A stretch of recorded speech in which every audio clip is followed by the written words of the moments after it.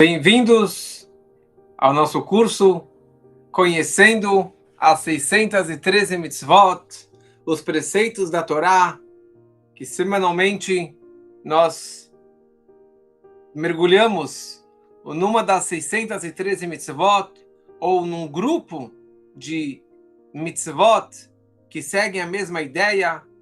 E hoje veremos várias e várias Mitzvot, vários preceitos da Torá que entram praticamente na mesma categoria, que é um assunto bem polêmico, difícil de ser abordado em público, difícil de discutir, e é uma coisa que, infelizmente, muitos e muitas pessoas passam por esses testes, por esses desafios.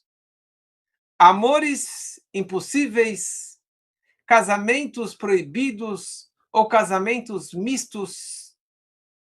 E sobre isso existem dezenas de mitzvot, de preceitos da Torá, dezenas de versículos ao redor da Torá, falando e abordando da importância e da diferença que existe entre o povo de Israel e as outras nações, de como que nós precisamos nos consagrar, principalmente na questão de relações, relacionamentos, casamentos, amores proibidos, e a grande dificuldade, principalmente da nossa geração, o casamento misto, o casamento entre um judeu e um não-judeu, uma judia e um não-judeu, e assim por diante. A Torá descreve uma frase: "Ve'atem tihu li mamlechet kohanim vegoy kadosh." Vocês serão para mim um reinado de sacerdotes e um povo santo, um povo sagrado. Um reinado de sacerdotes e um povo sagrado. Essa frase a Torá está discutindo sobre a santidade e de como que nós, judeus, precisamos nos consagrar. Então, no momento que um judeu casa com um não-judeu, dessa maneira ele deixou de ser um povo santo, porque agora ele se misturou com outras nações que não têm essa santidade que Deus destinou para o povo santo, para o povo de Israel. Então a Torá descreve claramente uma proibição: "Velot titchaten bam, bitcha lo titen libno, ubito lo tikach libnecha." Você não pode casar com eles, com estas outras nações. Filha deles, você não pode trazer e casar com teu filho, e a tua filha, você não pode casar, dar de casamento com o filho deles.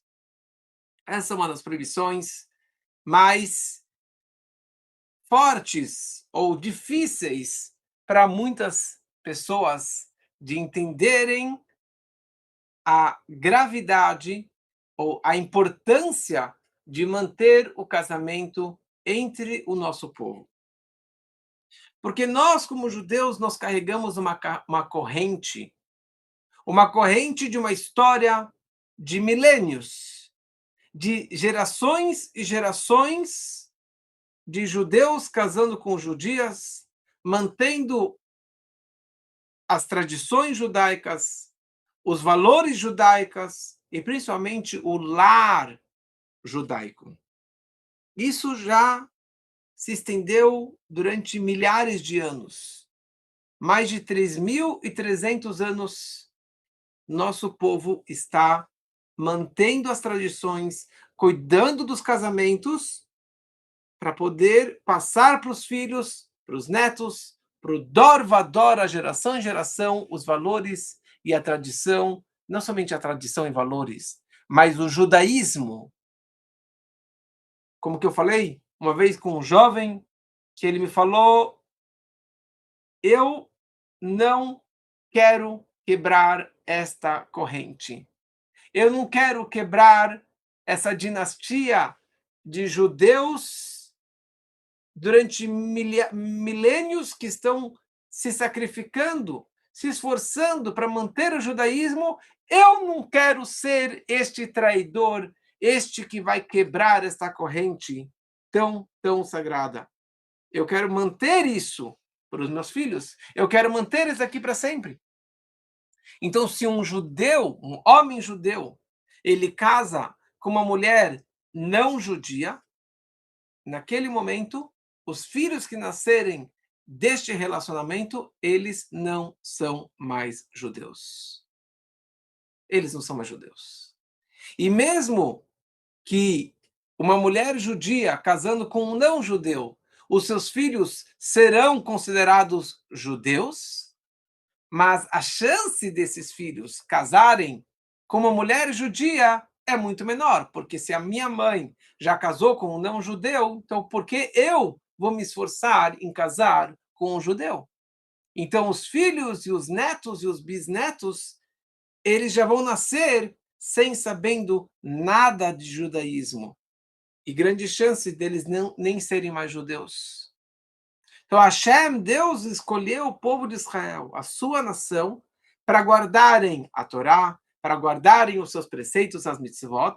Então, por essa razão, ele determinou que para este povo manter essa santidade e não esquecer dele, Hashem, não esquecer da Torá, ele falou: olha, a única maneira é vocês casando entre si, casando da forma correta, da forma sagrada, da forma permitida, como que a Torá nos determina.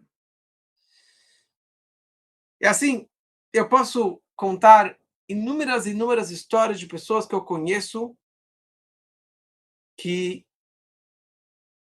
não somente que casaram com uma pessoa não judia, mas elas acabaram perdendo totalmente as tradições judaicas.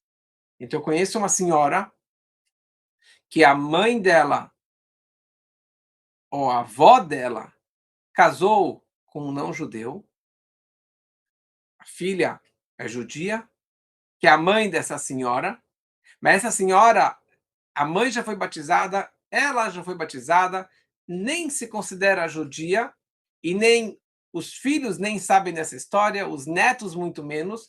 Pode ser que eles sejam judeus, porque vieram de um ventre judaico, mas eles nem se consideram judeus em nenhum momento.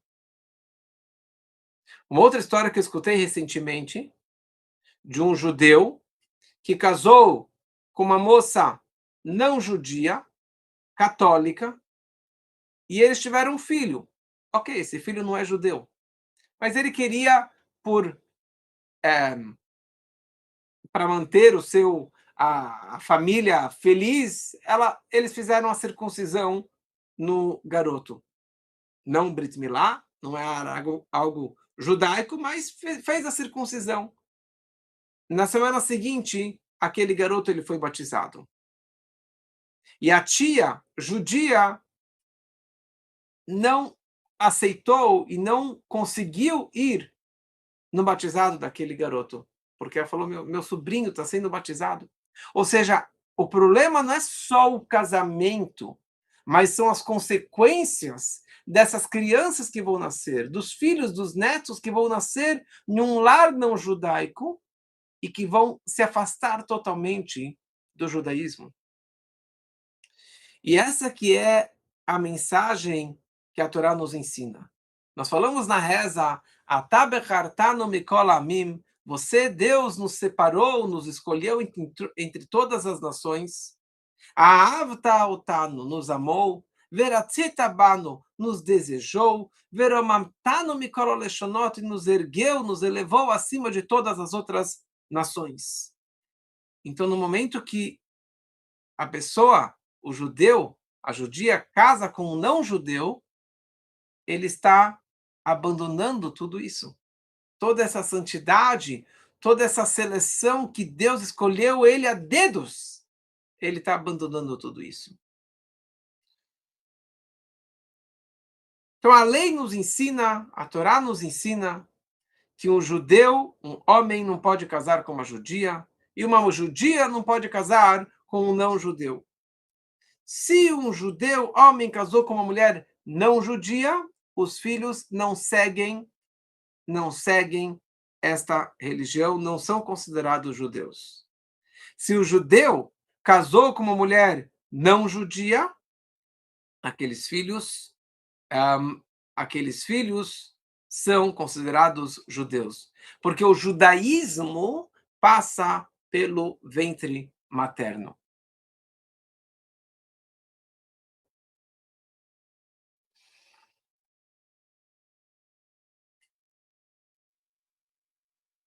Depois eu vou dar uma pincelada sobre a ideia da conversão, mas de modo geral, não é se a pessoa gostar da religião judaica. Para ser judeu não é gostar da religião. Para ser judeu não é aceitar a religião. Ou a pessoa ela nasce judia porque ela veio de um ventre judaico, ou ela tem que passar por uma religião, por uma conversão. E essa conversão tem que ser uma conversão ortodoxa, muito complexa, muito difícil para que ela possa acontecer, mas a Torá nos ensina essa questão. Então, a outra pessoa ela pode aceitar, mas não transforma ela uma pessoa judia. Então,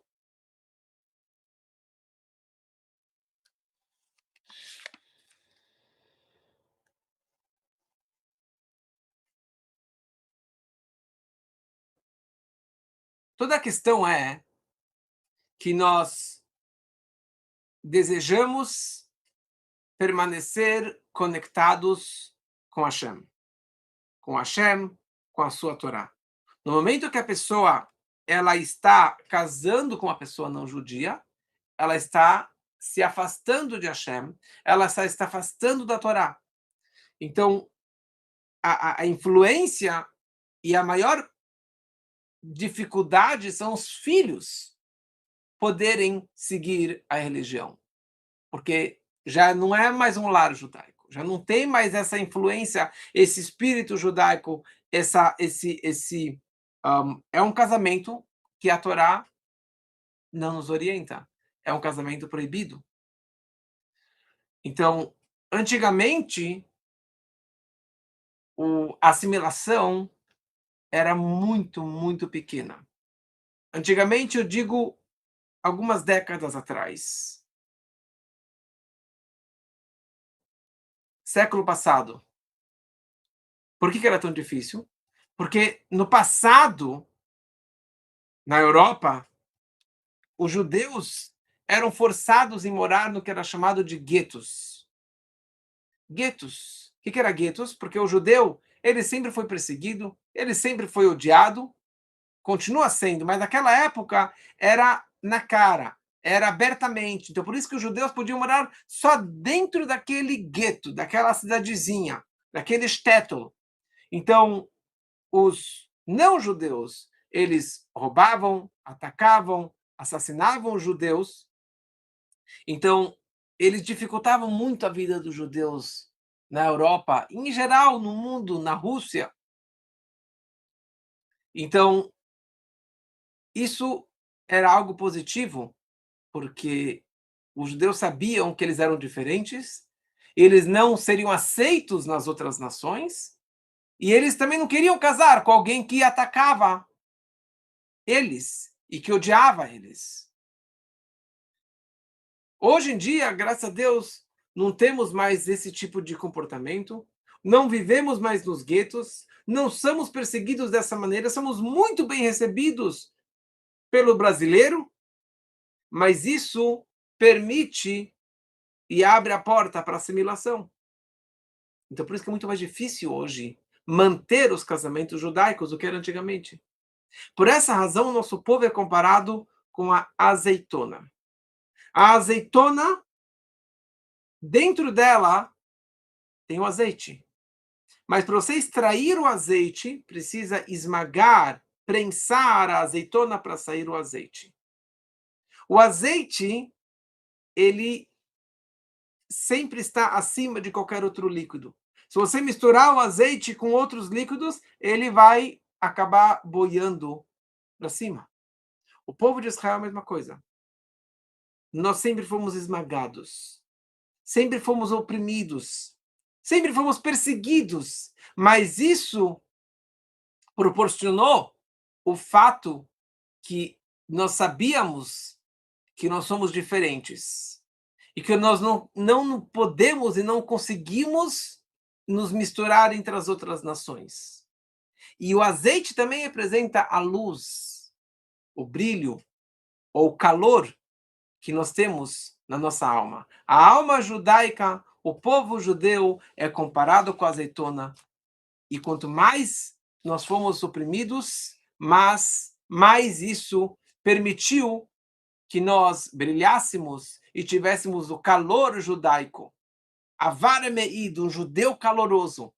Hoje, que não somos mais tão oprimidos, tão perseguidos e tão esmagados, então o nosso potencial da luz, da alma judaica, do calor judaico, de ser notável essa separação, essa diferença, já não é tão visível, porque não somos tão. A nossa azeitona não foi tão oprimida, não foi tão esmagada.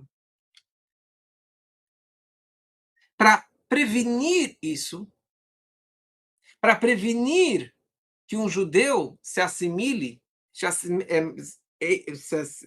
assimile com outras nações, com outras pessoas, a Torá, os nossos sábios colocaram duas regras, que isso tem a ver diretamente com a nossa culinária judaica, com a comida kasher.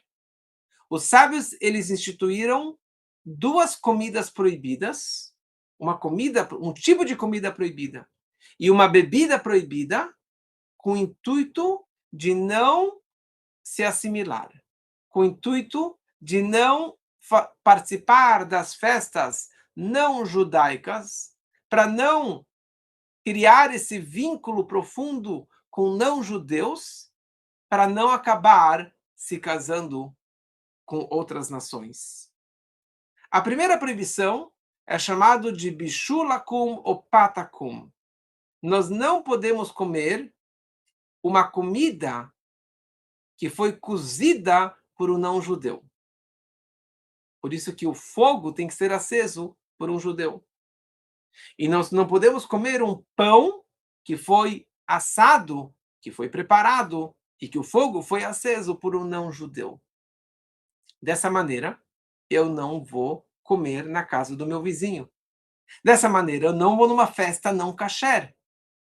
E daí eu não vou criar esse vínculo de amizade e eu não vou acabar casando e me assimilando com essas outras pessoas, com outras nações. A segunda proibição é Yain Stam, Stam Yinam, um vinho não kasher. Existe uma proibição da Torá em relação a um vinho que foi usado à idolatria. E aqui é uma proibição dos sábios em relação a qualquer vinho dos goim, quer dizer, um vinho que foi tocado, que teve contato com um não-judeu, ou um vinho não kasher que seja, porque dessa maneira, se eu beber o vinho junto com eles, eu vou me embriagar, eu vou acabar me assimilando, eu vou acabar participando das festas deles e vou acabar casando com uma pessoa não da minha religião. Então, essas foram duas proibições que nossos sábios instituíram exatamente para a questão, para não se assimilar, para não criar esse vínculo e essa aproximação para prevenir o casamento misto.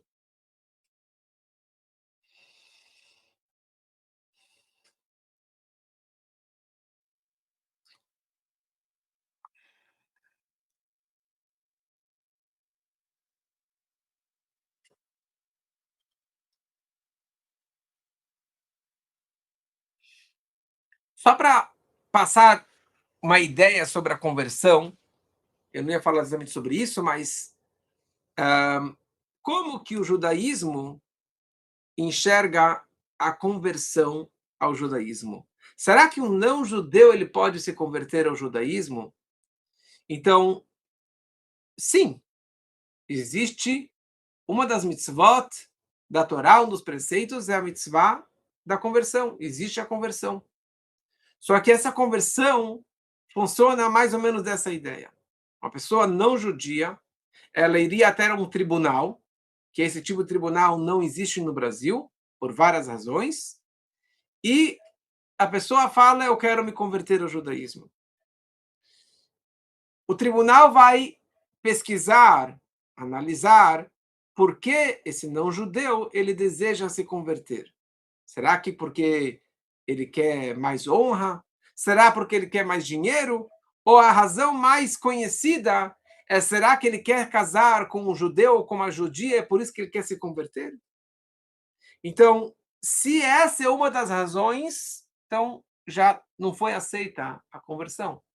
Porque ele não está apaixonado por Deus, ou para a Torá, ou pelo judaísmo autêntico. Ela está apaixonada pelo judeu, ou pela judia. Então, não funciona.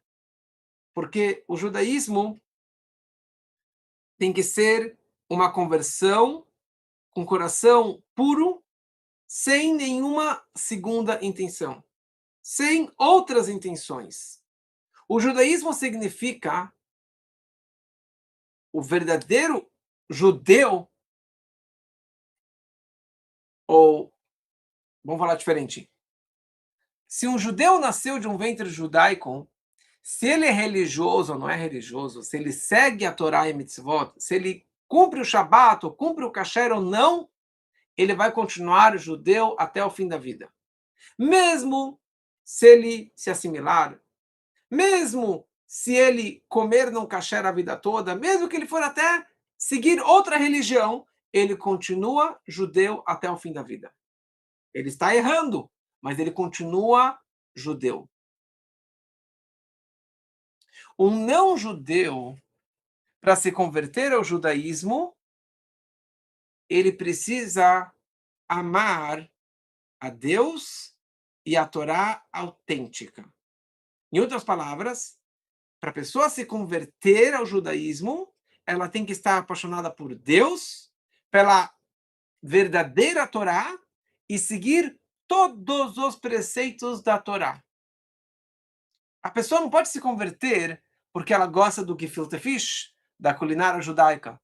Ele não pode se converter porque ele acha que os judeus todos são ricos, então vou me converter por causa disso. Ele não pode se converter porque ele gostou de alguém, então ele vai se converter ao judaísmo.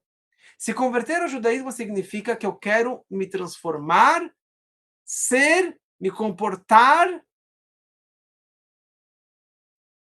24/7 para o resto da minha vida como um judeu autêntico. Ou seja, fazer 100% do Shabat, 100% do kasher, 100% das mitzvot, em todos os sentidos, me vestir como um judeu, com recato, com todas as regras que a Torá nos ensina, é isso que quer dizer uma conversão. Agora, se ele fala, vou fazer meia boca, como meu amigo judeu que não é religioso, não valeu a conversão. Se ele converteu com o pezinho para trás, não valeu a conversão.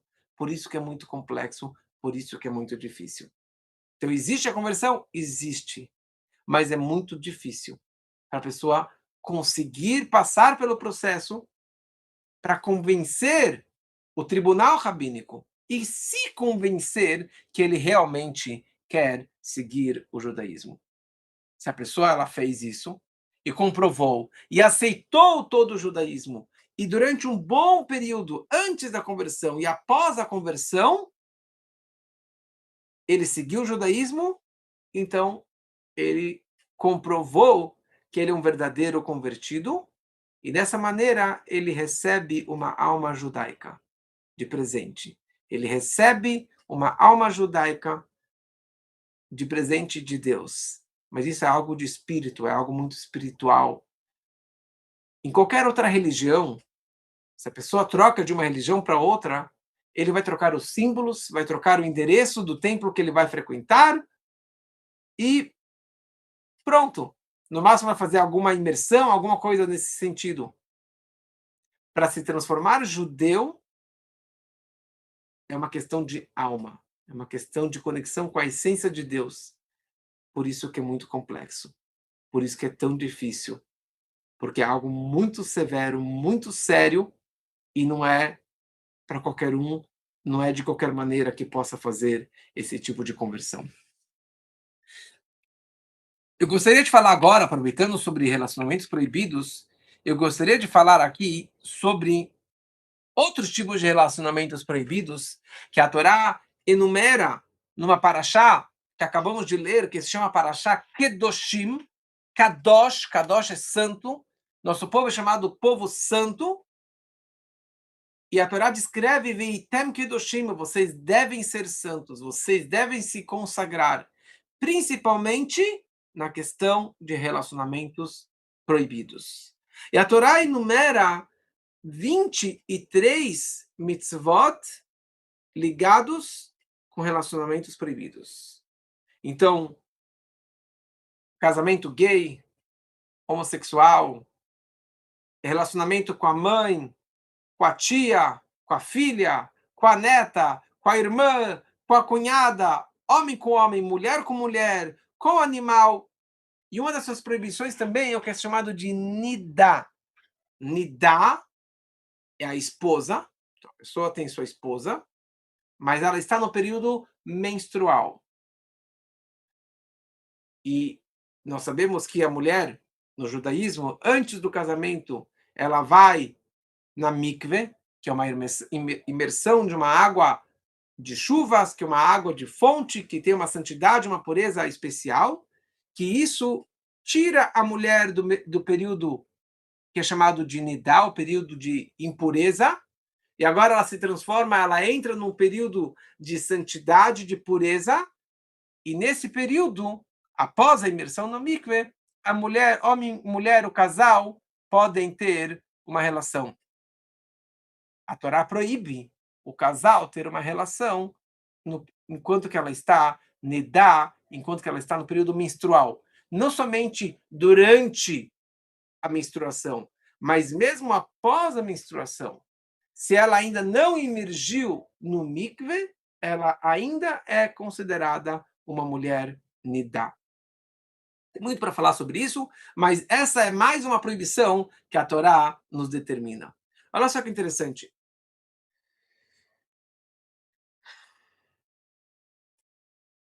Nós sabemos que quando Avraham Avinu, o patriarca Avraham e a Sara foram para Canaã, para Israel, passaram uma fome e logo na sequência eles desceram para o Egito. Quando chegaram no Egito, Avraham pegou a Sara, colocou dentro de uma caixa, dentro de um baú, para esconder a sua beleza. Na alfândega, abriram o baú, encontraram a Sara e levaram a Sara para o faraó, porque ele precisava conhecer todas as mulheres. E Deus a protegeu, ela rezou para Deus, ela foi protegida e o faraó não conseguiu encostar nela. E a Sara, com esse exemplo de autossacrifício e de não se relacionar com o faraó, ela criou e deu exemplo para todas as mulheres judias que, depois de alguns séculos, estariam no Egito durante toda a escravidão, para que elas também pudessem se controlar e não se assimilar com os egípcios, e todas as mulheres judias escravas, durante 210 anos, nenhuma casou com um não judeu, nenhuma judia casou, teve uma relação com um egípcio. Com exceção de uma que a Torá descreve, Shlomit, Badevrit, ela foi abusada, ela foi levada à força, mas é toda uma outra história, mas a Torá determina que só ela que teve essa relação proibida e nenhuma outra mulher teve um relacionamento proibido durante toda a escravidão do Egito. Quando José, Yosef, foi vendido pelos irmãos como escravo, ele foi levado para o Egito. Ele foi trabalhar na casa do Potifar, Potifera. E nós sabemos a história que a mulher dele ficou apaixonada pelo Yosef e ela queria casar com ele, ter relação com ele. E Yosef, a história é muito longa, mas na prática Yosef ele conseguiu fugir, escapar e não encostou na mulher do seu chefe, na mulher do Potifar, e por isso que ele foi preso e etc. No final ele acabou virando o vice-rei do Egito. Então, com esse comportamento, Yosef deu o exemplo e deu a força para que todos os seus descendentes e todos os homens judeus que nas próximos 200 anos estivessem lá no Egito, que eles também não casassem com uma pessoa proibida. E por essa razão, os judeus tiveram o mérito de serem salvos do Egito. Fala nossos sábios, o Nachmanides ele descreve que crianças que nascem de um relacionamento proibido, aqui estamos falando do relacionamento proibido de parentes próximos, com a mãe, com o filho, com a filha, com a cunhada, com a tia, homem com homem, mulher com... Bom, aqui não vai gerar criança, mas qualquer tipo de relacionamento proibido, numa dessas 23 proibições da Torá, as crianças que nascem disso são crianças que nascem com algum defeito, com algum problema de saúde, com alguma dificuldade na sua vida. Por que isso? Porque o casamento é algo tão especial. O relacionamento entre homem e mulher, que os dois juntos vão criar uma família e vão educar os seus filhos. Então, se tudo der certo e se tiver tudo correto, um relacionamento, um casamento permitido, essas crianças vão seguir os passos dos pais e vão ter uma boa saúde e uma boa vida, um bom exemplo. Então, por isso que precisamos escolher a dedos com quem eu vou casar, com quem eu vou me relacionar. Agora, se o homem e a mulher, eles não estão destinados a casar um com o outro, porque eles não podem, pela Torá, se relacionar com esse tipo de pessoa, então esse casamento não vai funcionar. Os filhos vão sofrer e vai ter consequências negativas. É interessante que essa proibição de relacionamentos proibidos, como esses que eu estou descrevendo aqui, não é somente uma proibição para o povo de Israel, mas essa proibição são proibições que qualquer ser humano que segue os 7 preceitos universais deve seguir essas regras.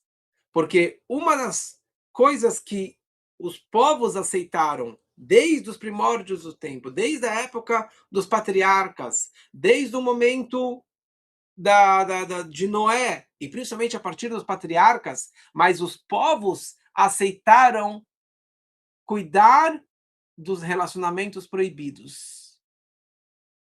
Cuidaram de não ter casamentos proibidos, como esses que eu relatei agora. Então, isso se aplica para qualquer povo, para qualquer nação. Então, precisamos cuidar e saber com quem eu estou casando, com quem meus filhos vão casar, com quem eles vão se relacionar e assim por diante. Por isso que existe na Torá, e existe também esse conceito que é chamado uma criança, um bastardo, um mamzer. Um mamzer é uma criança que nasceu de um tipo de relacionamento proibido. Se 2 irmãos, um irmão e uma irmã, tiveram uma relação e ela engravidou e teve um filho, aquela criança é chamada de mamzer, ou mamzeret, um bastardo. E essa criança é uma coitada, porque ela não fez nada de errado, mas ela veio de um relacionamento totalmente proibido. E essa criança não pode casar com qualquer pessoa. Existe todo um status, toda uma regra da Torá com quem essa criança pode casar, que são pouquíssimas pessoas que ela poderia casar. a maior probabilidade é que ela poderia casar com uma outra criança no mesmo status que ela também. E aqui tem uma história interessante que depois da destruição do Beit HaMikdash, do templo sagrado, o povo de Israel estava chorando para Deus.